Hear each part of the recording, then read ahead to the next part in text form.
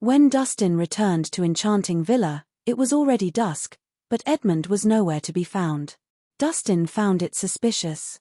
Typically, Edmund would already have dinner prepared by this time. With how considerate he was, he would even inform Dustin in advance when he had to leave the house. Just as he was wondering about the situation, his phone rang. It was from Abigail. "Dustin, things are bad. Something happened to my dad." Dustin could tell she was anxious as soon as she spoke.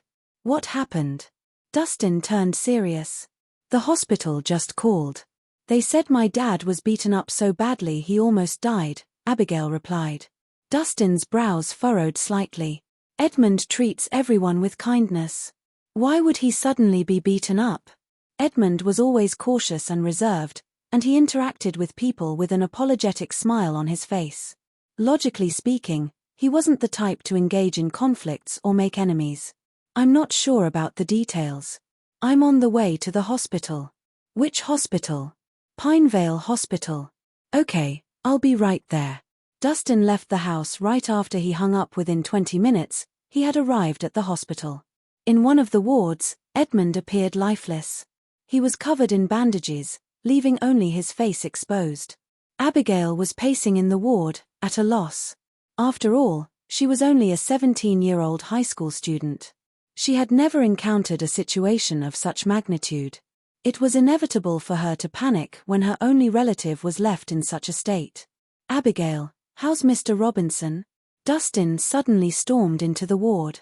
"Dustin, you're finally here." It felt like she had found her pillar of support. She said in a rush, "The doctor said my dad has multiple fractures and damaged organs. His whole body is also covered in all kinds of wounds. It's suspected that my dad was tortured." "Tortured?" Dustin frowned. "Have you guys offended anyone before?" "No." Abigail shook her head immediately. "My dad is an honest though timid man. He's never offended anyone." Dustin was silent. He approached Edmund and took a seat before feeling for his pulse. The next second, his expression darkened. Although Edmund's injuries were not life-threatening, the perpetrator had used extremely cruel means. They had deliberately avoided striking vital points, ensuring that their victim would endure excruciating pain. Someone who could perform such an act was either harboring a deep grudge or just purely sadistic. "Mr. Robinson, can you hear me?" Dustin asked softly. Edmund's eyes fluttered before opening slowly. His voice was hoarse and weak. "Mr. Rhys. Mr. Robinson, don't worry. I will make sure you get better." His expression turned solemn. "I'm going to ask you a few questions. You need to answer me honestly." "Okay." Edmund nodded as much as he could. "Who made you like this?" Dustin went straight to the point. "I don't know. I went to the Hill family residence today to deliver the medicinal wine. But someone deliberately made things difficult for me and made me go through hell." Edmund spoke with difficulty. A glint of fear flashed through his eyes. "Medicinal wine?" Dustin frowned. That meant it was the Hills that did this. He had been kind enough to have Edmund deliver them the medicinal wine to treat Paul. Instead of being grateful, they attacked Edmund. No matter the reason, he was not going to let them go easily. Dustin felt guilty. "I'm sorry, Mr. Robinson. I put you into this mess. You wouldn't have endured such suffering if I didn't send you there." Edmund forced out a smile. "No, it has nothing to do with you. I was just unlucky. Don't worry, Mr. Robinson. I will get revenge for you. It doesn't matter who did this to you. I will make them pay." Dustin vowed. "Mr. Rhys, the Hills are a powerful and influential family that we can't afford to offend. Please don't act impulsively." Edmund grew agitated. It was one thing for him to be beaten, but if he was the reason Dustin was harmed, he would never forgive himself. "Don't worry about me. You just need to make sure you get better. I'll deal with this matter." He took out a pill and fed it to Edmund before standing up to leave. "Dustin, where are you going?"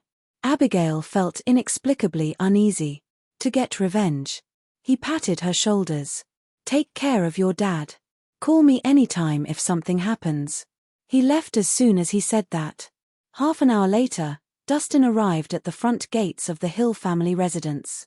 Taking in the luxurious villa, Dustin walked up to it with deliberate steps, his expression dark. "Stand right there. Who are you?" the guard yelled after noticing him. Dustin asked coldly, "Are you the ones who have been standing guard the whole day?" "So what if we are?" He cocked his head up. He wasn't afraid of offending Dustin purely because of the clothes he was wearing. It was obvious Dustin wasn't from a prestigious family. "Very well. Did you guys beat up a man who delivered some medicinal wine today?" Dustin asked again. Realization dawned on his face. "Oh, you mean that old man? It just so happened that he ran into young Mr. Hill, so he got roughed up." "You mean Torben Hill?" Dustin narrowed his. The guard glared at him fiercely. "Hey, who eyes? Are you to call young Mr. Hill by his full name? That's Sir Hill to you. What's the reason?" "Reason?" The guard was puzzled for a moment before bursting into laughter. "Are you fucking joking? Does young Mr. Hill need a reason to beat someone up? Peasants like you are even below his pet dogs. He can just kill you without reason, not to mention beat you up. Is this how the Hill family operates? Disregarding human life for no reason?" Dustin's expression grew colder. "Who the fuck are you?" The guard sized him up. "You aren't that old man's son, are you? What?